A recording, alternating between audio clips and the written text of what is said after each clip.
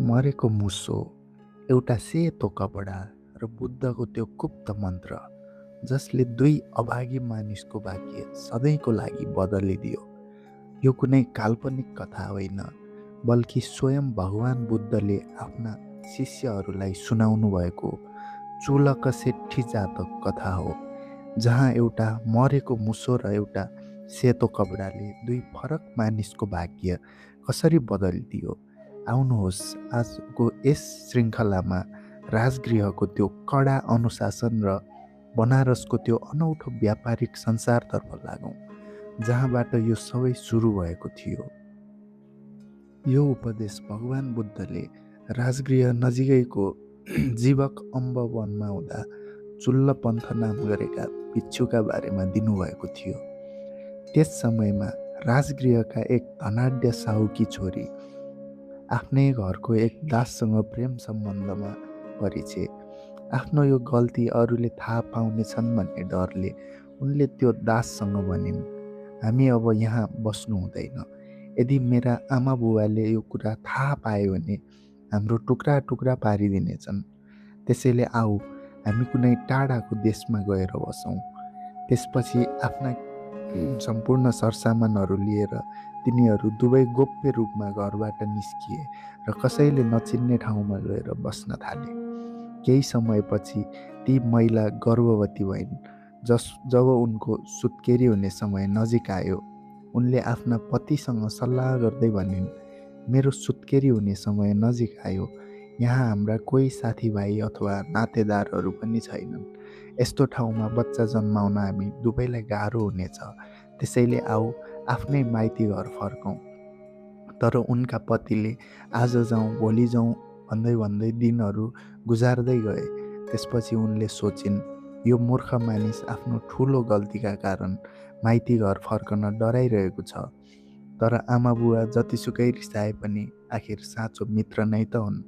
उनी आए पनि नआए पनि मेरो लागि भने जानु नै बेस हुनेछ। त्यसैले एक दिन उनी बाहिर गएको मौका छोपी उनले घरको कामधन्दा मिलाइन् र छिमेकीहरूलाई आफू माइती जान लागेको कुरा बताउँदै बाटो लागिन्। जब उनका पति घर फर्केर उनलाई भेटेनन्, तब छिमेकीहरूबाट उनी माइती गएको कुरा थाहा पाएर उनी तुरुन्तै पछि पछि गए। बाटोको आधा दूरीमा पुग्दा उनले आफ्नी पत्नीलाई भेटे। त्यति बेलै उनलाई सुत्केरी व्यथाले समातेको थियो।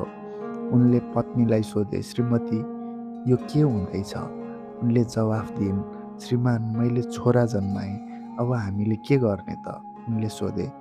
यही समयको लागि भनेर माइती जान लागेको, त्यो त बाटोमै भइहाल्यो। अब त्यहाँ जानुको के अर्थ? फर्कौँ, उनले भनिन्। यति भन्दै उनीहरू दुवै फर्कन सहमत भए। बच्चाको जन्म बाटोमा भएको हुनाले उनीहरूले उसको नाम पन्थक राखे। पन्थकको मतलब बाटो हुन्थ्यो। त्यसको केही समयपछि उनी फेरि गर्भवती भइन् र पहिले जस्तै सबै घटना दोहोरियो। त्यो दोस्रो बच्चा पनि बाटोमै जन्मेकाले उनीहरूले जेठोलाई महापन्थक र कान्छोलाई चुल्ल पन्थक नाम राखे। अनि दुवै बच्चालाई लिएर उनीहरू आफ्नो पुरानै बसोबास गरिरहेको ठाउँमा फर्के। त्यहाँ बस्दै गर्दा बाटोमा जन्मेका ती बच्चाहरूले अन्य केटाकेटीहरूले आफ्ना मामा, हजुरबुवा, हजुरआमाका बारेमा कुरा गरेको सुने। अनि चुल्ल पन्थकले आफ्नी आमालाई सोधे, आमा, अरू केटाहरू आफ्ना मामा, हजुरबुवा र हजुरआमाको कुरा गर्छन्, के हाम्रा कोही नातेदारहरू छैनन्? बुवाले भन्छन्, अवश्य छन् मेरो प्यारो छोरा, तिम्रा नातेदारहरू यहाँ छैनन्, तर राजगृहमा तिम्रा हजुरबुवा हुनुहुन्छ जो एक धनी सेठ हुनुहुन्छ। त्यहाँ तिम्रा धेरै नातेदारहरू छन्। अनि उनले सोधे, त्यसो भए हामी त्यहाँ किन जाँदैनौँ त? त्यसपछि आमाले आफ्नो पहिलेको सबै कुरा बताइन्।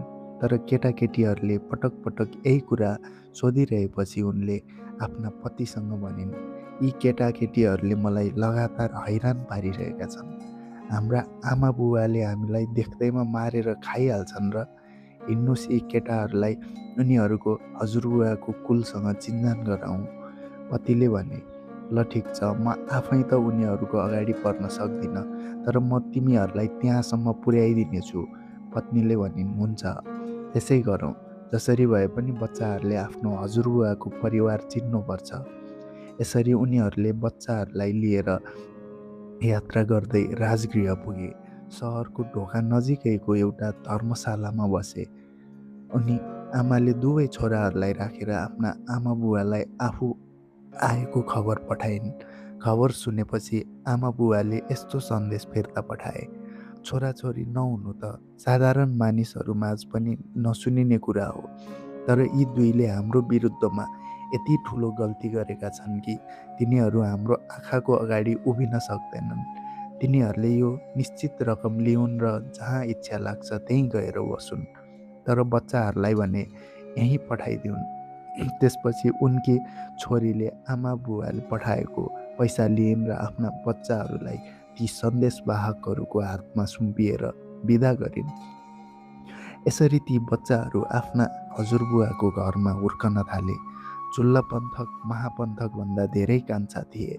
जेठा दाजु महापन्थक आफ्ना हजुरबुवासँग बुद्धको उपदेश सुन्न जाने गर्थे। शास्ताको मुखबाट निरन्तर धर्म सुन्दा सुन्दा उनको मन संसारबाट वैराग्यतर्फ मोडियो। उनले आफ्ना हजुरबुवासँग सोधे, यदि हजुरले अनुमति दिनुभयो भने म प्रवज्या ग्रहण गर्ने थिएँ। हजुरबुवाले जवाफ दिए, म तिम्रो यो निर्णयप्रति धेरै खुसी छु। यदि तिमी आफूलाई योग्य ठान्छौ भने अवश्य भिक्षु बन। उनको इच्छा स्वीकार गर्दै हजुरबुवाले उनलाई शास्ता कहाँ लिएर गए। शास्ताले सोध्नुभयो, साउजी, के यो तिम्रो छोरा हो? उनले भने, होइन भगवान, यो मेरो नाति हो र उनी हजुरहरूको समीप्यमा दीक्षा लिन चाहन्छन्। शास्ताले एक भिक्षुलाई बोलाएर ती बालकलाई दीक्षित गर्न भन्नुभयो। ती भिक्षुले उनलाई मानव शरीरको अनित्यताको ध्यान गर्ने सूत्र सिकाएर श्रवणका रूपमा सङ्घमा सामेल गराए। धेरै उपदेशहरू कण्ठ गरेपछि र आवश्यक उमेर पुगेपछि उनले उपसम्पदा प्राप्त गरे र गम्भीर साधना गर्दै उनी अरहन्त बने। आफू ज्ञान र पवित्र जीवनबाट प्राप्त हुने आनन्द भोगिरहँदा उनले आफ्ना भाइ चुल्ल पन्थकका लागि पनि यस्तै सुख कसरी प्राप्त गराउने होला भनी सोचिरहे। त्यसैले उनी आफ्ना हजुरबुवा कहाँ गएर भने, महान साउजी, यदि तपाईँको सहमति छ भने म आफ्नो भाइ चुल्ल पन्थकलाई पनि सङ्घमा दीक्षित गराउन चाहन्छु। उनलाई दीक्षित गराउनुहोस् भन्थे। हजुरबुवाले जवाफ दिए। तसर्थ महापन्थकले चुल्ल पन्थकलाई दीक्षित गरेर उनलाई 10 शीलहरूको पालना गर्दै बस्न सिकाए। तर नवभिक्षु बने पनि चुल्ल पन्थक निकै मन्दबुद्धिका थिए। 4 महिना बितिसक्दा पनि उनले यो गाथासम्म पनि कण्ठ गर्न सकेनन्। भनिन्छ कि धेरै पहिले काश्यप बुद्धको समयमा उनी एक भिक्षु थिए, जसले आफू विद्वान भएकाले शास्त्र सिक्दै गरेका एक मन्दबुद्धि भिक्षु भाइको ठुलो खिडली उडाएका थिए। त्यो उपहासबाट ती भिक्षु भाइ यति लज्जित र व्याकुल भए कि उनले न त केही कण्ठ गर्न सके, न त पाठ नै दोहोर्याउन सके। त्यही कर्मको फलस्वरूप अहिले दीक्षित भए पनि चुल्ल पन्थक मन्दबुद्धि भएका थिए। उनी एउटा पङ्क्ति सिक्ने बित्तिकै अर्को पङ्क्ति बोल्थे। यसरी यो एउटा गाथा सिक्न खोज्दा खोज्दै 4 महिना बितिसकेको थियो। तब उनका दाजु महापन्थकले उनलाई भने, चुल्ल पन्थक, तिमी यो अनुशासनका लागि योग्य छैनौ। 4 महिनामा तिमीले एउटा गाथा पनि कण्ठ गर्न सकेनौ, अनि तिमीले परम निर्माण कसरी प्राप्त गर्न सक्छौ? बिहारबाट निस्केर जाऊ। र उनले भाइलाई बाहिर निकालिदिए। तर बुद्धप्रतिको गहिरो लगावका कारण चुल्ल पन्थक गृहस्थ जीवनमा फर्कन चाहँदैनथे। त्यस समयमा भिक्षुहरूलाई भोजन वितरणको व्यवस्था मिलाउने जिम्मेवारी दाजु महापन्थकको थियो।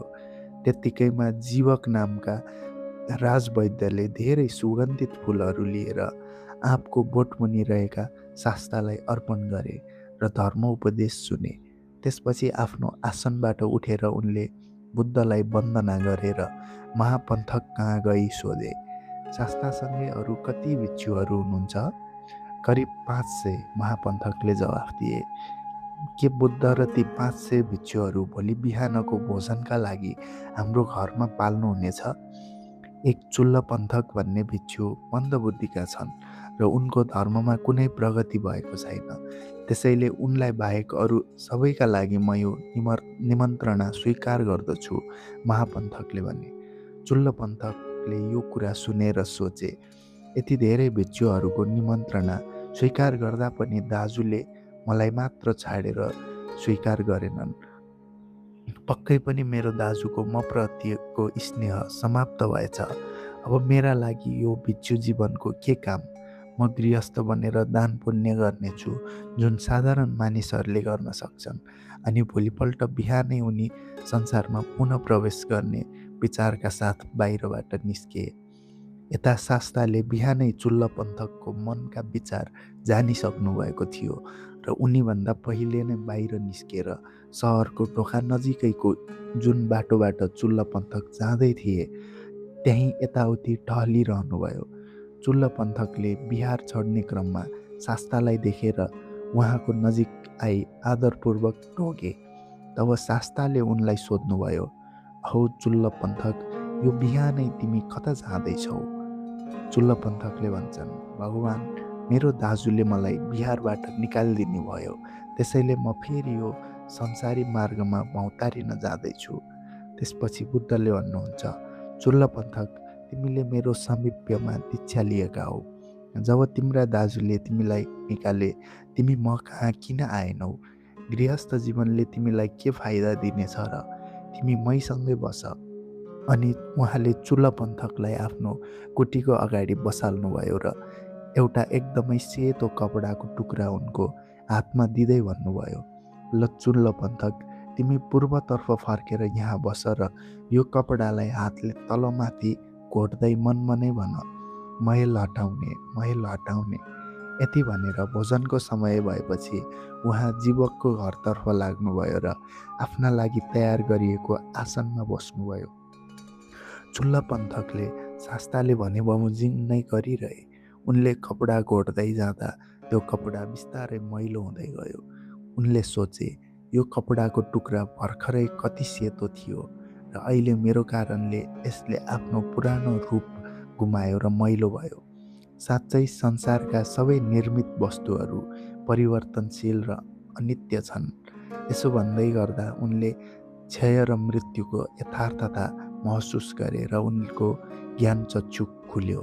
शास्ताले उनको मनको आँखाले खुलेको थाहा पाएर आफ्नो एउटा निर्मित बुद्ध रूप उनको अगाडि प्रकट गर्नुभयो, जो साक्षात् अगाडि बसेर भनिरहेको जस्तो लाग्थ्यो, चुल्ल पन्थक, यो कपडा मैलो र दागी भयो भनेर चिन्तित नहौ। तिम्रो भित्र पनि राग, द्वेष, मोहको मैल लुकेको छ। तिमीले त्यसलाई हटाउनुपर्छ। बुद्धको उपदेश पाएपछि चुल्ल पन्थकले अरहत पद प्राप्त गरेर सँगसँगै प्रतिसंविदा ज्ञान पनि पाए, जसको मद्दतले उनले सम्पूर्ण त्रिपिटक शास्त्र बुझे। भनिन्छ, धेरै पहिले उनी एक राजा थिए। एकपटक सहर घुम्ने क्रममा उनको निधारबाट पसिना बगेछ र उनले आफ्नो शुद्ध सेतो कपडाले निधार पुछेछन्। जब त्यो कपडा मैलो भयो, उनले सोचेका थिए कि यो शरीरका कारण यो शुद्ध सेतो कपडाले आफ्नो अघिल्लो अवस्था गुमायो र मैलो भयो। साँच्चै संसारका सबै संस्कारी वस्तुहरू अनित्य छन् र उनले अनित्यताको सिद्धान्त बुझेका थिए। सोही पूर्वजन्मको संस्कारका कारण यस जन्ममा कपडाको मैल हटाउने अभ्यासले उनलाई छिट्टै ज्ञान दिलायो। अब हाम्रो मुख्य कथातर्फ फर्कौँ। महापात्र जीवकले बुद्धका लागि दान सङ्कल्पको जल ल्याए। शास्ताले आफ्नो हातले भाँडो ढाक्नुभयो र सोध्नुभयो, जीवक, के बिहारमा कोही भिक्षुहरू छैनन्? दाजु महापन्थकले भने, छैनन् भगवान, बिहारमा कोही भिक्षुहरू छैनन्। शास्ताले भन्नुभयो, होइन जीवक, त्यहाँ भिक्षुहरू छन्। तब जीवकले एकजना मानिसलाई पठाउँदै भने, तिमी जाऊ र बिहारमा कोही भिक्षु छन् कि छैनन् हेरेर आऊ। त्यति नै बेला चुल्ल पन्थकले सोचे, मेरो दाजुले यहाँ कोही भिक्षु छैनन् भन्नुभएछ, म उहाँलाई देखाउने छु कि यहाँ भिक्षुहरू छन्। अनि उनले आफ्नो रिद्धि बलले त्यो सारा आँपको बगैँचा 1000 भिक्षुहरूले भरिदिए, जो सबै एक अर्काभन्दा फरक देखिन्थे। कोही चिवर सिलाउँदै थिए, कोही मर्मत गर्दै थिए त कोही गाथाहरू पाठ गर्दै थिए। ती मानिसले बिहारमा यति धेरै भिक्षुहरू देखेर फर्केर जीवकलाई भने, हजुर त्यो आँपको बगैँचा त भिक्षुहरूले भरिभराउ छ। त्यसपछि शास्ताले ती दूतलाई फेरि जान भन्नुभयो। शास्ताले चुल्ल पन्थक भनिने भिक्षुलाई बोलाउनु भएको छ। ती दूतले गएर त्यसै गरे। तर ती हजारौँ भिक्षुहरूको मुखबाट एकैसाथ आवाज आयो, म चुल्ल पन्थक हुँ, म चुल्ल पन्थक हुँ। ती मानिस फर्केर आएर भने, बुद्ध, उनीहरू सबैले आफ्नो नाम चुल्ल पन्थक नै भन्छन्। बुद्धले भन्नुभयो, त्यसो भए जाऊ र जसले सबैभन्दा पहिले म चुल्ल पन्थक हुँ भन्छ उसको हात समात, बाँकी सबै हराउनेछन्। ती मानिसले त्यसै गरे। बाँकी सबै रूपहरू तुरुन्तै बिलाएर ती थिएर दूतसँगै आए।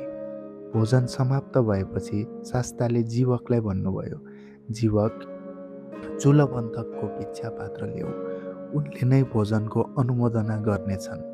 जीवकले त्यसै गरे अनि ती थेरले एउटा सिंहको डमरुले गर्जे चाहिँ निर्भयताका साथ सम्पूर्ण शास्त्रको सार समेटेर छोटो तर मिठो अनुमोदना उपदेश दिए। त्यसपछि शास्ता आफ्नो आसनबाट उठ्नुभयो र भिक्षुसँगका साथ बिहार फर्किनुभयो। जब भिक्षुहरूले आफ्ना दैनिक कार्यहरू पुरा गरे, भगवान बुद्ध उठ्नुभयो र आफ्नो कुटीको ढोकामा उभिएर उनीहरूलाई ध्यानको विषय सिकाउँदै उपदेश दिनुभयो। त्यसपछि उहाँले सभा विसर्जन गर्नुभयो। आफ्नो गन्ध कुटीमा प्रवेश गरी आराम गर्नुभयो। साँझपख भिक्षुहरू विभिन्न स्थानबाट प्रवचन हलमा जम्मा भएर शास्ताको प्रशंसा गर्न थाले। उनीहरू भन्दै थिए, हेर्नुहोस् त दाजुभाइ हो, जेठा दाजु महापन्थकले चुल्ल पन्थकको क्षमता बुझ्न सकेनन् र 4 महिनामा एउटा श्लोक पनि कण्ठ गर्न नसकेको भन्दै उनलाई मन्दबुद्धि सम्झेर निकाले। तर बुद्धले आफ्नो अतुलनीय ज्ञानद्वारा उनलाई एउटै भोजनको समयभित्र अर्हत पद र अलौकिक शक्तिहरू प्रदान गर्नुभयो, जसको बलले उनले सम्पूर्ण शास्त्र बुझे। हौ बुद्धहरूको शक्ति कति महान छ। भगवान बुद्धले हलमा त्यो चर्चा भइरहेको कुरा थाहा पाउनुभयो र त्यहाँ जाने निश्चय गर्नुभयो। आफ्नो ओछ्यानबाट उठेर उहाँले वस्त्र लगाउनुभयो, बिजुली चम्के जस्तै गरी कमरपट्टि बान्नुभयो र कमलको फुल जस्तै रातो चिवर ओढेर आफ्नो गन्धकुटीबाट निस्कनुभयो। बुद्धहरूको स्वाभाविक अलौकिक चालमा एउटा मत्त हात्ती जस्तै गरिमामय ढङ्गले उहाँ सभा हलतर्फ अगाडि बढ्नुभयो अनि हलको बीचमा तयार गरिएको भव्य आसनमा विराजमान हुनुभयो। उहाँको शरीरबाट बुद्धहरूको विशेष 6 रङ्गीन किरणहरू निस्किरहेका थिए, जसले पूर्वीय पहाडबाट भर्खरै झुल्किएको सूर्यले समुद्रको गहिराइसम्म उज्यालो पारे झैँ हललाई आलोकित पारिरहेको थियो। बुद्धभित्र आउने बित्तिकै भिक्षुहरूको सभा शान्त भयो। शास्ताले मधुर र दयालु दृष्टिसहित वरिपरि हेर्नुभयो र सोच्नुभयो, यो सभा कति मर्यादित छ। न कसैको हात गोडा हल्लिएको छ, न त खोकेको वा हाच्छिउँ गरेको आवाज नै सुनिन्छ।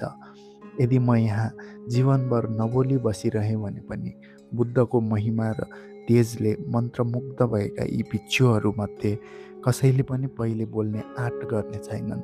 त्यसैले मैले नै कुराकानी सुरु गर्नु उचित हुन्छ। अनि उहाँले मधुर दिव्य स्वरमा भन्नुभयो, भिक्षुहरू हो, तिमीहरू यहाँ के विषयमा छलफल गर्न जम्मा भएका हौ र तिमीहरूको कुन कुराकानी बिचमै रोकिएको छ? उनीहरूले भने, भगवान, हामी यहाँ कुनै संसारी कुरा गर्न बसेका होइनौँ। हामी त हजुरकै महिमा गाउँदै थियौँ र उनीहरूले आफ्नो कुराकानीको विषय बताए। त्यो सुनेर शास्ताले भन्नुभयो, भिक्षुहरू हो, चुल्ल पन्थक अहिले मेरो माध्यमबाट धर्ममा महान बनेका छन्, तर पूर्व जन्ममा उनी मेरै माध्यमबाट धन सम्पत्तिमा महान बनेका थिए। भिक्षुहरूले बुद्धलाई त्यो कसरी भयो भनी व्याख्या गर्न अनुरोध गरे। त्यसपछि भगवान बुद्धले भन्नुभयो, धेरै पहिले जब काशी देशको वाराणसी राज्यमा ब्रह्मदत्त नामका राजाले राज गर्ने गर्दथे। बोधिसत्व एक धनाढ्य सेठको परिवारमा जन्मिएका थिए। जब उनी ठुला भए उनले राजकीय कोषाध्यक्षको पद पाएर उनलाई चुलक भनिन्थ्यो। उनी निकै बुद्धिमान सिपालु थिए। एक दिन राजाको सेवामा दरबार जाँदै गर्दा उनले बाटोमा एउटा मरेको मुसो देखे। त्यस समयको अवस्थालाई विचार गर्दै उनले भने, यदि कुनै मान्छे चलाक छ भने त्यो मान्छेले यो मुसालाई उठायो भने पनि यसैबाट व्यापार सुरु गरेर आफ्नो श्रीमती पाल्न सक्छ। त्यहाँ एकजना कुलीन परिवारको युवा थिए जो अहिले गरिबीमा रहिरहेका थिए। उनले कोषाध्यक्षले भनेको कुरा सुनेर सोचे, यी साहुले बिना कारण यस्तो कुरा पक्कै भनेका होइनन्। उनले त्यो मुसा उठाएर एउटा पसलमा बिरालोलाई खुवाउनका लागि बेचे र त्यसबापत 1 पैसा पाए। त्यो पैसाले उनले केही सक्खर किने र एउटा गाग्रोमा पानी लिए। जङ्गलबाट फुल लिएर फर्कँदै गरेका फुल व्यापारीहरूलाई देखेपछि उनले उनीहरूलाई अलिअलि सक्खर र पन्युले पानी थप्दै खान दिए। खुसी भएर उनीहरूले उसलाई एक मुठी फुल दिए। भोलिपल्ट त्यो फुल बेचेको पैसाले उसले अझ धेरै सक्खर किने र पानीको गाग्रो लिएर फेरि फुलबारीमा गए। त्यस दिन मालाकारहरूले जाँदा जाँदा उसलाई आधा फुल टिपिएका धेरै फुलका हाँगाहरू दिए। यसरी छोटो समयमा नै उनले 8 पैसा कमाए। केही समयपछि एक दिन ठुलो हावाहुरी र पानी पर्यो। राजाको बगैँचामा हावाले धेरै सुकेका दाउरा, हाँगाबिगा र पातहरू ढलेर पताभुङ्ग पारिदियो। मालीले ती फोहोर कसरी हटाउने भनेर कुनै उपाय देखिरहेका थिएनन्। त्यो युवाले माली कहाँ गएर भन्यो, यदि तपाईँले यी दाउरा र पातहरू मलाई दिनुभयो भने म यो सबै सफा गरिदिनेछु। माली तुरुन्तै सहमत भयो र उसलाई लैजान भन्यो। चुलकका ती चेला केटाकेटीहरू खेल्ने ठाउँमा गएर उनीहरूलाई सक्खर बाँडेर छिट्टै नै सबै पात र दाउराहरू जम्मा गराएर बगैँचाको ढोकामा थुपारे। त्यही बेला राजाका कुमाले शाही परिवारका लागि माटाका भाँडाहरू पोल्न दाउरा खोज्दै हिँडिरहेका थिए। त्यो दाउराको थुप्रो देखेर उनले त्यो युवासँग सबै किने। त्यस दिन त्यो युवाले दाउरा बेचेर 16 पैसा र 5वटा माटाका घैँटाहरू पाए। यसरी कुल 24 पैसा हात पारेपछि उनी सहरको ढोकाभन्दा केही टाढाको एउटा ठाउँमा गए र त्यहाँ पानीको ठुलो खड्कुलो राखेर 500 जना घाँस काट्ने मानिसहरूलाई सित्तैमा पानी खुवाए। मित्र, तिमीले हाम्रो यति ठुलो सेवा गर्यौ। उनीहरूले भने, हामीले तिम्रो लागि के गर्न सक्छौँ? उसले भन्यो, जब मलाई आवश्यकता पर्नेछ तब तपाईँहरूले मेरो एउटा काम गरिदिए हुन्छ। त्यसपछि यताउता घुम्दै गर्दा उसको एकजना स्थल व्यापारी र एकजना जल व्यापारीसँग मित्रता भयो। त्यो स्थल व्यापारीले उसलाई भन्यो, भोलि सहरमा एकजना घोडाको व्यापारी 500 घोडा लिएर आउँदैछ। यो सुनेपछि उसले घाँस काट्नेहरू कहाँ गएर भन्यो, तपाईँहरू प्रत्येकले आज मलाई एक मुठी घाँस दिनुहोस् र जबसम्म मैले मेरो घाँस बेचेर सक्दिनँ तबसम्म तपाईँहरू आफ्नो घाँस नबेच्नुहोला। उनीहरूले हुन्छ भन्दै मन्जुरी भए र 500 मुठा घाँस ल्याएर उसको घरमा राखिदिए। घोडा व्यापारीले सहरभरि कतै पनि घोडाहरूका लागि घाँस नपाएपछि अन्ततः ती युवाको घाँस 1000 पैसामा किने। केही दिनपछि उसको साथी जल व्यापारीले उसलाई खबर गर्यो कि बन्दरगाहमा एउटा ठुलो व्यापारिक जहाज आएको छ। उसले सोच्यो, त्यो पनि एउटा राम्रो अवसर हो। उसले 8 पैसामा एउटा भाडाको बग्गी र आवश्यक नोकर चाकरहरूको बन्दोबस्त गर्यो अनि निकै प्रतिष्ठित साहु जस्तो ठाँटबाट देखाउँदै बन्दरगाहमा पुग्यो र जहाजको सामानको बैना स्वरूप आफ्नो छाप औँठिदियो। त्यसपछि उसले नजिकै एउटा पाल टाङ्न लगाएर त्यहाँ आसन ग्रहण गर्दै आफ्ना मानिसहरूलाई आदेश दियो कि बाहिरबाट कुनै व्यापारीहरू आए भने मलाई तीन तहको सलामीसहित जानकारी दिनु। जहाज आएको सुनेर बनारसका करिब 100 जना ठुला व्यापारीहरू सामान किन्न त्यहाँ आइपुगे। उनीहरूलाई भनियो, तपाईँहरूले यो सामान पाउन सक्नुहुन्न। फलाना ठाउँको एक महान साहुले यसको बैना पहिले नै बुझाइसक्नु भएको छ।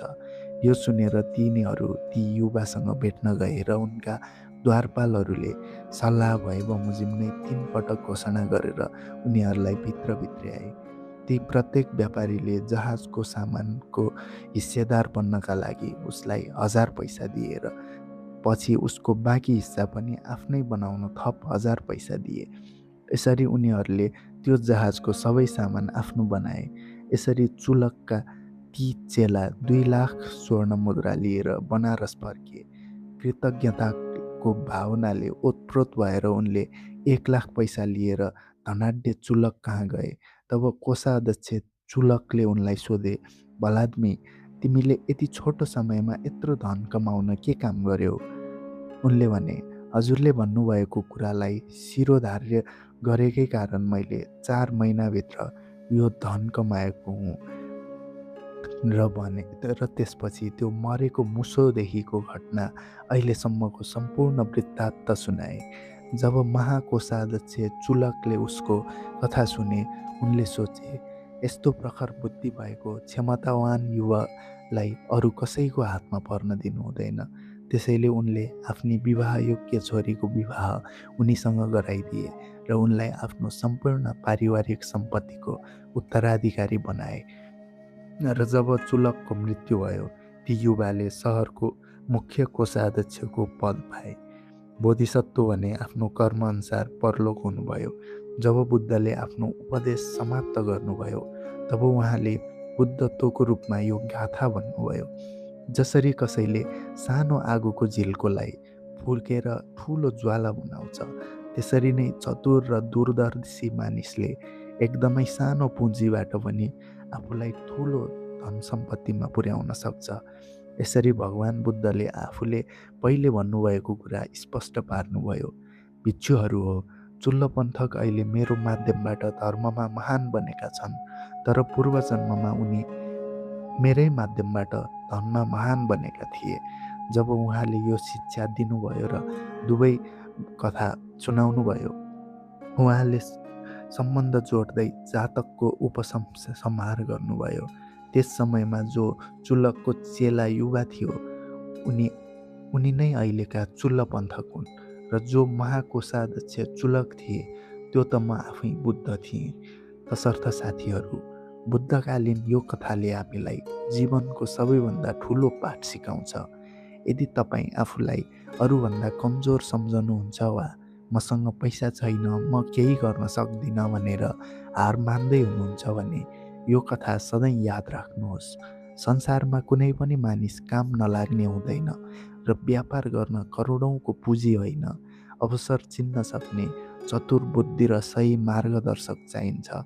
एउटा मरेको मुसोले कसैको भाग्य बदल्न सक्छ भने तपाईँ हामीसँग त सोच्न सक्ने जिउँदो दिमाग छ।